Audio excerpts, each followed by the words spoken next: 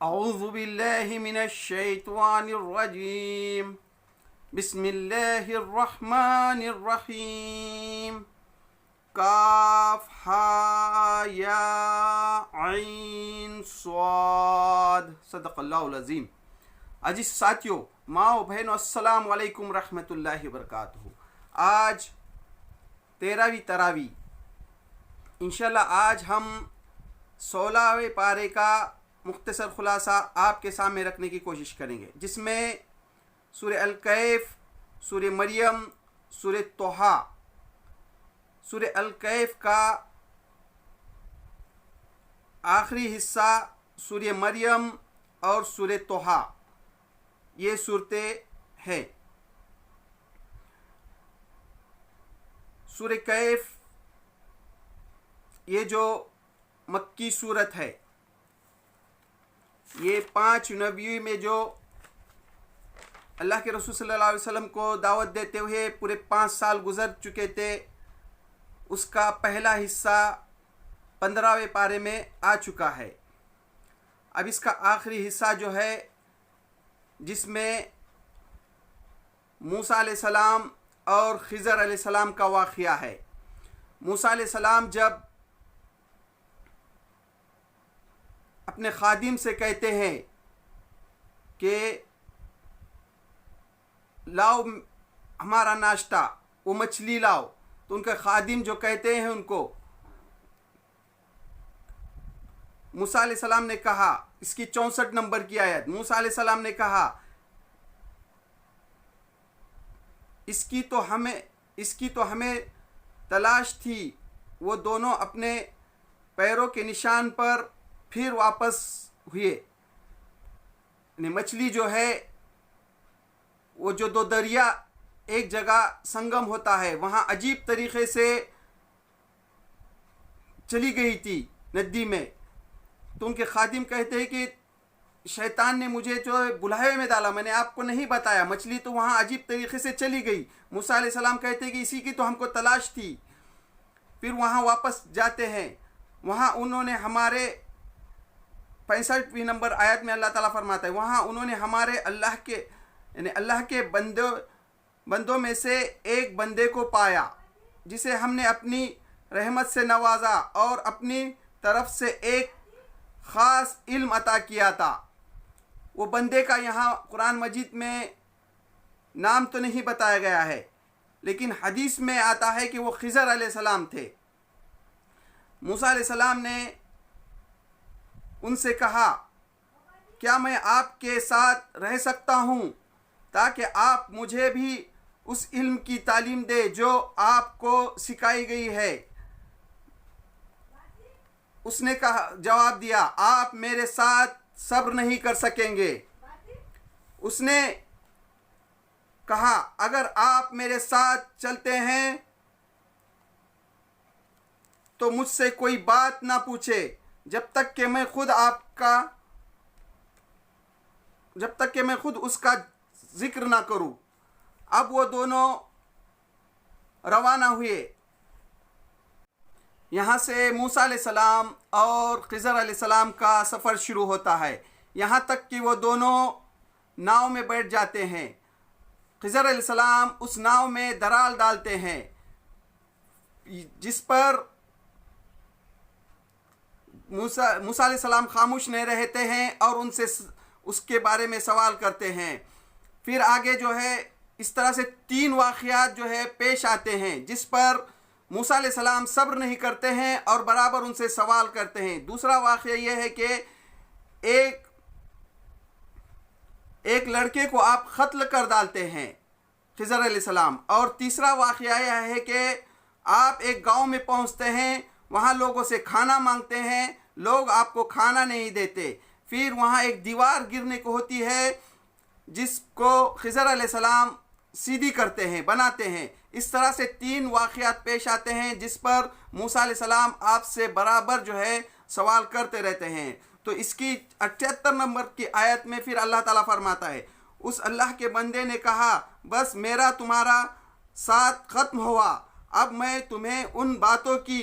حقیقت بتاتا ہوں جن پر تم صبر نہ کر سکے۔ پھر آگے فرماتا ہے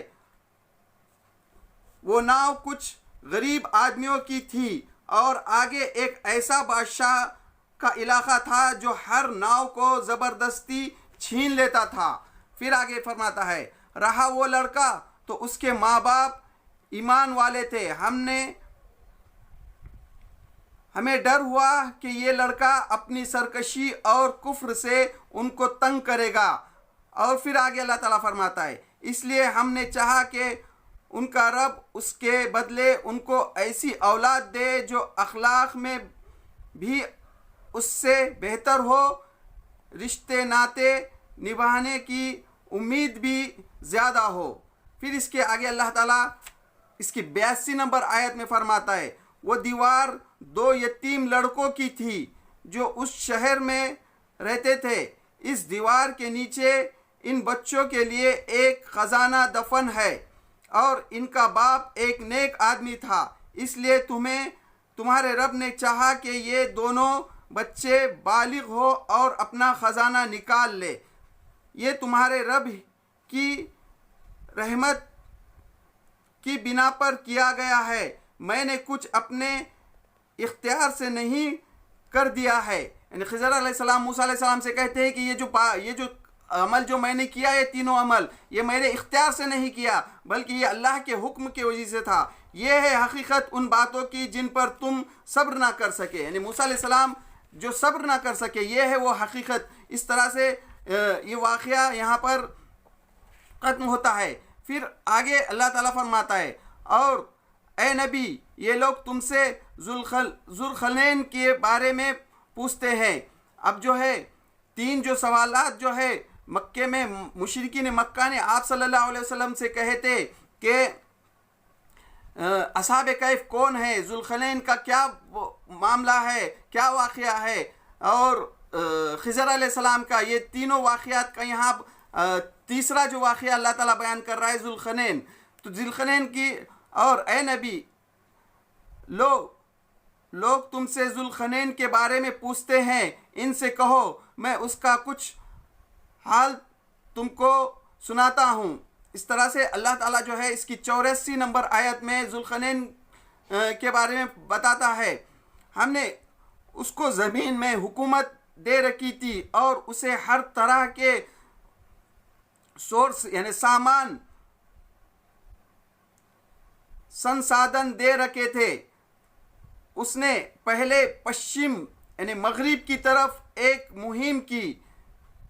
کی تیاری کی، یعنی ذوالقرنین نے پشچم کی طرف یعنی مغرب کی طرف جو ہے ایک مہم کی تیاری کی، یہاں تک کہ جب وہ سورج کے ڈوبنے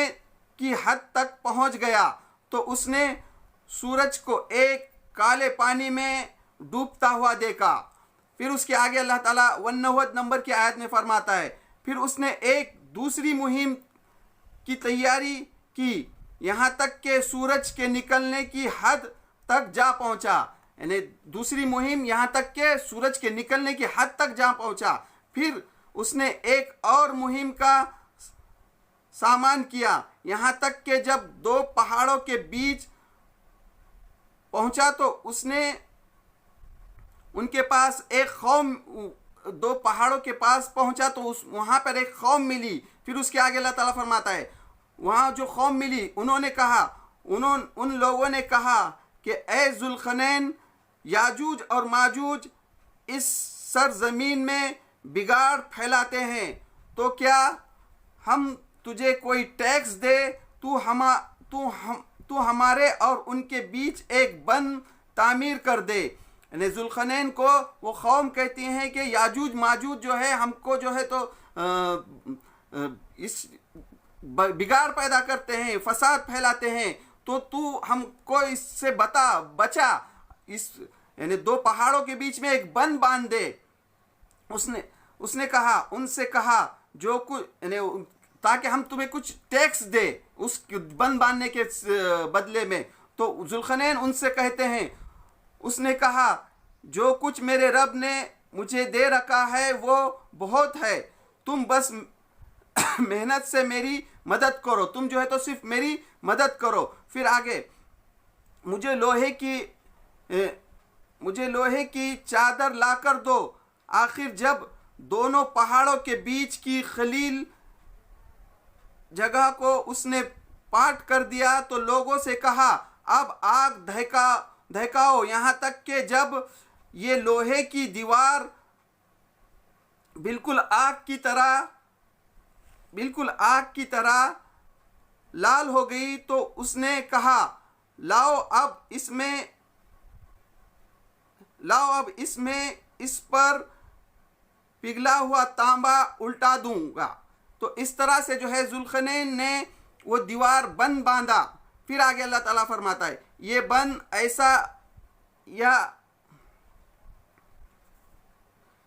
ایسا تھا کہ یاجوج ماجوج اس پر چڑھ بھی نہیں سکتے تھے، یعنی وہ بند ایسا باندھے انہوں نے کہ یاجوج ماجوج جو ہے چاہ کر بھی اس پر چڑھ نہیں سکتے تھے اور نہ اس کو گرا سکتے تھے۔ پھر آگے اللہ تعالیٰ فرماتا ہے ذوالقرنین نے کہا یہ میرے رب کی رحمت ہے، مگر جب میرا رب کے وعدے کا وقت آئے گا تو وہ اس کو دھول میں ملا دے گا، اور میرے رب کا وعدہ سچا ہے۔ اور جو ہے تو میرے یعنی یاجوج ماجوج کا جو یہ واقعہ جو ہے یہاں جو ہے ختم ہوتا ہے۔ اور اس طرح سے ذوالقرنین کہتے ہیں کہ یہ میرے رب کا جو ہے تو رحمت ہے، لیکن جب اللہ تعالیٰ چاہے گا یہ دیوار بھی کٹ جائے گی۔ اس طرح سے یہ جو ہے سورہ کہف اختتام کو پہنچتی ہے، اور اختتام پر اللہ تعالیٰ جو ہے اپنے نبی سے کہتا ہے اے نبی کہو کہ اگر سمندر میرے رب کی باتیں لکھنے کے لیے روشنائی بن جائے تو ختم ہو جائے گی، مگر میرے رب کی باتیں ختم نہ ہوگی، بلکہ اگر اتنی ہی روشنائی ہم اور لے آئے تو بھی کافی نہ ہو۔ اے نبی کہو کہ میں تو ایک انسان ہوں تم ہی جیسا، میری طرف وحی کی جاتی ہے کہ تمہارا خدا بس ایک ہی خدا ہے، پس جو کوئی اپنے رب کی ملاقات کا امیدوار ہو اسے چاہیے کہ نیک اعمال کرے اور بندگی میں اپنے رب کے ساتھ کسی اور کو شریک نہ کرے۔ اس طرح سے یہ سورہ کہف کا جو ہے تو اختتام ہوتا ہے۔ پھر اس کے آگے جو ہے سورہ مریم، یہ مکی صورت ہے، یہ مکے میں 5 نبی میں نازل ہوئی، ابھی جب حبشہ کی ہجرت سے پہلے، کیونکہ حبشہ کی جو ہجرت ہوئی،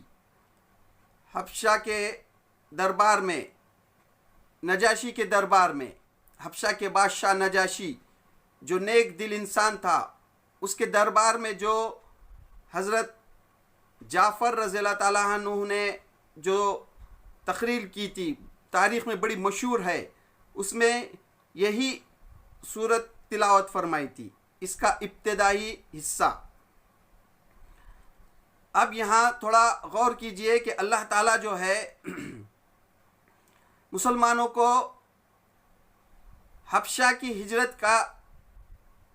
حکم دے رہا ہے۔ ایک تو مکے میں رہنا مشکل ہے، اور اپنی جان بچا کر حبشہ کو ہجرت کر رہے ہیں۔ سب سے پہلے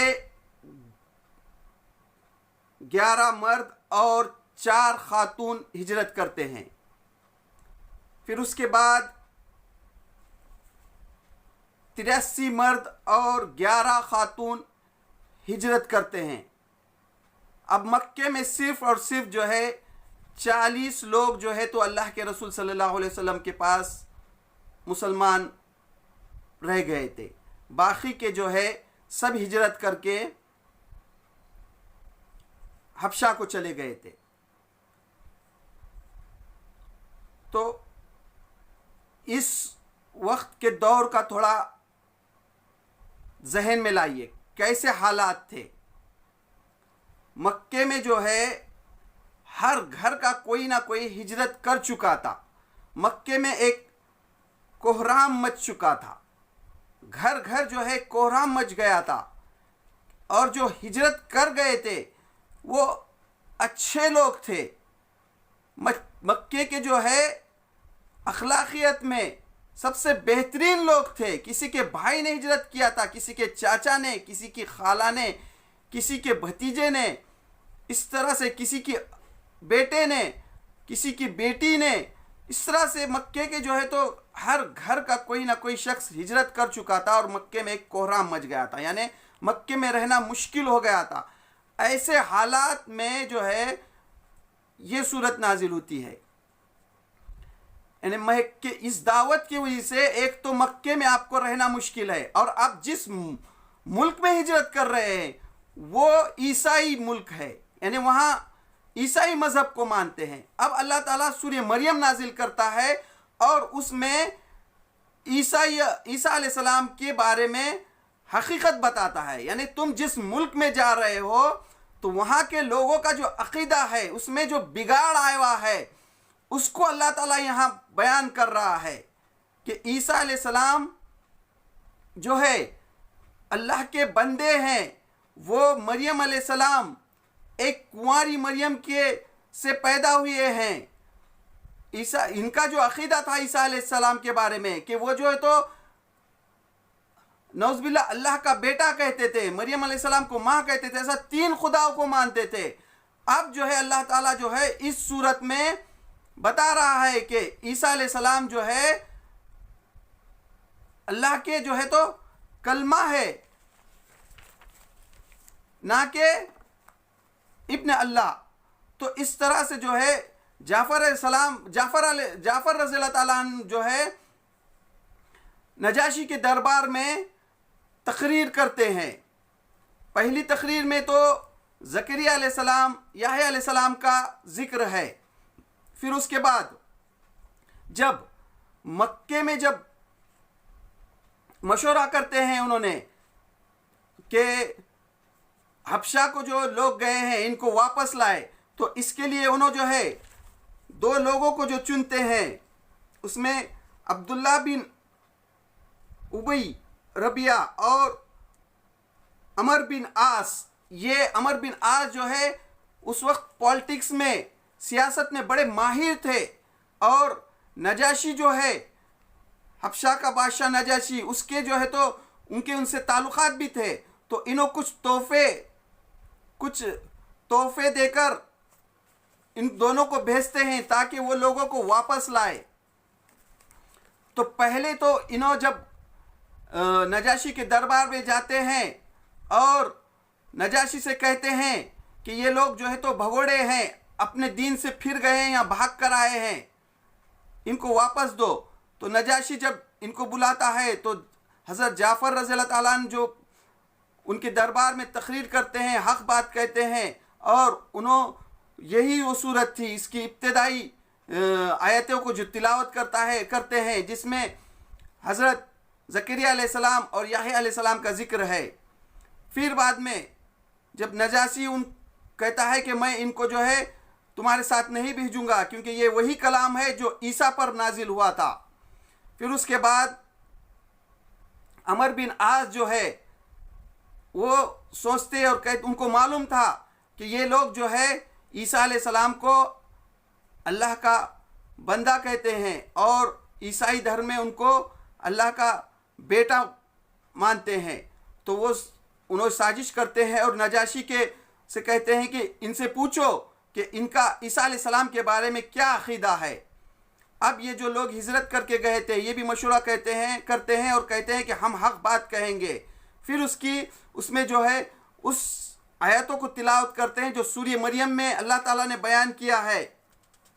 کہ عیسیٰ علیہ السلام جو ہے کنواری مریم سے پیدا ہوئے ہیں اور وہ اللہ کا کلمہ ہے، اس سے بڑھ کر کچھ نہیں ہے۔ نجاشی جو ہے اپنے جگہ سے ایک تن کا اٹھتا ہے اور کہتا ہے کہ اللہ کی قسم تم جو کہہ رہے ہو بالکل اس تنکے کے سے بھی کچھ بھی زیادہ نہیں ہے۔ اس طرح سے نجاشی جو ہے ان کو وہاں پر پناہ دیتا ہے اور یہ جو ہے تو مایوس ہو کر واپس آتے ہیں۔ تو اس طرح سے اس صورت میں عیسیٰ علیہ السلام کا اور مریم علیہ السلام کا واقعہ تفصیل سے بیان کیا گیا ہے۔ پھر آگے جو ہے ابراہیم علیہ السلام کا واقعہ آتا ہے۔ ابراہیم علیہ السلام جو ہے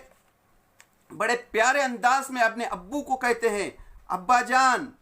میرے پاس ایک ایسا علم ہے جو آپ کے پاس نہیں آیا ہے۔ یعنی وہ جو بھوتوں کو پوجا کرتے تھے تو اس کے بارے میں ابراہیم علیہ السلام کا یہاں واقعہ بیان کیا گیا ہے۔ پھر اس طرح سے یہ سورت اختتام کو پہنچتی ہے اور آخر میں اللہ تعالیٰ اپنے نبی سے کہتا ہے، بس اے نبی اس کام کو ہم نے آسان کر کے تمہارے زبان میں اس لیے نازل کیا ہے کہ تم پرہیزگاروں کو خوشخبری دے دو اور ہر دھرم لوگوں کو ڈراؤ۔ ان سے پہلے ہم کتنی ہی قوموں کو ہلاک کر چکے ہیں، پھر آج کہیں تم ان کا نشان پاتے ہو یا ان کی بھنک بھی کہیں سنائی دیتی ہے۔ اللہ تعالیٰ آخر میں اس سورت کے آخر میں کہتا ہے کہ اے نبی اس سے پہلے ہم کئی قوموں کو ہلاک کر چکے ہیں، آج دنیا میں کہیں وہ قوموں کا نشان تک نظر آتے ہیں کیا؟ اس طرح سے یہ سورت اختتام کو پہنچتی ہے۔ اب سورۃ طٰہٰ جو قرآن مجید کی 20 نمبر کی سورت ہے وہ شروع ہوتی ہے۔ یہ سورت بھی حبشہ کے ہجرت کے بعد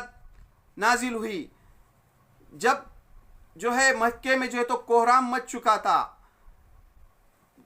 یہی سورت تھی جس کی تلاوت جو ہے حضرت عمر رضی اللہ تعالیٰ عنہ کی بہن تلاوت کر رہی تھی۔ عمر رضی اللہ تعالیٰ عنہ نعوذ باللہ جب اللہ کے رسول صلی اللہ علیہ وسلم کو قتل کے ارادے سے نکلتے ہیں تو راستے میں جو ہے ایک صحابی رسول ملتے ہیں، تو وہ کہتے ہیں کہ پہلے اپنی بہن اور بہنوئی کی خبر لو۔ تو جب وہ گھر پر جاتے ہیں دستک دیتے ہیں تو یہی سورت وہ تلاوت کر رہے ہوتے ہیں، تو یہی سورت کو پڑھ کر عمر رضی اللہ تعالیٰ عنہ ایمان لے آتے ہیں۔ تو اس سورت میں بھی اللہ تعالیٰ جو ہے بڑی تفصیل کے ساتھ موسیٰ علیہ السلام کا واقعہ بیان کرتا ہے اور مکے والوں کو یہ کہتا ہے کہ تم جو موسیٰ علیہ السلام تم جو مکے کے لوگوں کو جو اسلام لائے ہیں مسلمانوں کے ساتھ جو تم کر رہے ہو، جو رویہ اختیار کرے ہو، یہی رویہ جو ہے فرعون نے بھی کیا تھا، فرعون کی قوم نے بھی کیا تھا۔ تو اللہ تعالیٰ نے کس طرح سے فرعون کو اور اس کے قوم کو ڈبو دیا، تو تم کیا چیز ہو؟ یہ دعوت جو محمد صلی اللہ علیہ وسلم لائے ہیں یہ وہی دعوت ہے جو موسیٰ علیہ السلام لے کر آئے تھے، یہ کوئی نئی تعلیمات نہیں ہے۔ اس طرح سے اس میں موسیٰ علیہ السلام کا بڑی تفصیل کے ساتھ واقعہ بیان کیا گیا ہے، اور اس میں جو موسیٰ علیہ السلام جب اپنی قوم کو بچا کر فرعون کے عذاب سے بچا کر دریا پار کر کر جب جاتے ہیں، پھر موسیٰ علیہ السلام کو جو ہے اللہ تعالیٰ جو ہے کوہ طور پر بلاتا ہے، تو پیچھے جو ہے موسیٰ علیہ السلام کی قوم جو ہے بچڑا سونے کے زیور سے سامری جو ہے ایک بچڑا بناتا ہے، تو بچڑے میں سے جو آواز نکلتی ہے بیل کی سی، تو ان کی جو وہ معبود بناتے ہیں اس کو، تو پھر اس طرح سے اللہ تعالیٰ جو ہے اس کی خبر موسیٰ علیہ السلام کو دیتا ہے۔ پھر موسیٰ علیہ السلام واپس آ کر ہارون علیہ السلام کے بال پکڑتے ہیں اور کہتے ہیں کہ تو نے جو ہے تو میرے پیچھے بڑی جانشی میری پیروی نہیں کی، تو وہ بھی واقعہ یہاں اللہ تعالیٰ بیان کرتا ہے۔ اور سامری جو ہے اس سامری کو جو ہے موسیٰ علیہ السلام کہتے ہیں اچھا تو جا، اب زندگی بھر تجھے یہی پکارتے رہنا ہے کہ مجھے نہ چھوؤ،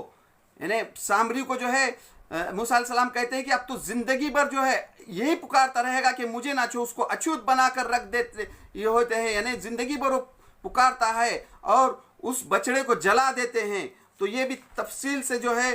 اس میں واقعہ ہے۔ پھر اس صورت میں آدم علیہ السلام کا بھی واقعہ ہے، جو اللہ تعالیٰ نے فرشتوں سے کہا تھا کہ آدم کو سجدہ کرو، لیکن ابلیس نے نہیں کیا تھا، اس کا بھی واقعہ اس میں بیان کیا گیا ہے۔ پھر اس طرح سے یہ سورت جو ہے تو اختتام کو پہنچتی ہے، اور آخر میں اس سورت کے آخر میں اللہ تعالیٰ فرماتا ہے اپنے نبی سے، اے نبی ان سے کہو کہ ہر ایک انجام کار کا انتظار میں ہے، ہر ایک جو ہے تو انجام کار کے انتظار میں ہے، بس اب منتظر رہو، ان قریب تمہیں معلوم ہو جائے گا کہ کون سیدھی راہ چلنے والا ہے۔ یعنی عنقریب جو ہے تم کو معلوم ہو جائے گا، یعنی مکے والوں کو معلوم ہو جائے گا کون سیدھی راہ پر ہے، کون بھٹکے ہوا ہے، کون سیدھی راہ پر چلنے والے ہیں، اور کون ہدایت یافتہ ہے، اور کون جو ہے تو ہدایت یافتہ ہے۔ اس طرح سے یہ سورت بھی اختتام کو پہنچتی ہے۔ تو یہ تھا سورہ کہف کا آخری حصہ اور سورہ مریم اور سورہ طٰہٰ کا مختصر خلاصہ جو میں نے آپ کے سامنے رکھنے کی کوشش کی۔ تو اللہ سے دعا اللہ ہم جو قرآن مجید کو سمجھنے کی کوشش کر رہے ہیں، اس کے سمجھنے میں ہم سے جہاں بھی غلطی اور اس کو معاف کر دے، اور قرآن مجید کو سمجھ کر عمل کرنے کی توفیق دے۔ وآخر الدعوانا الحمد للہ رب العالمین۔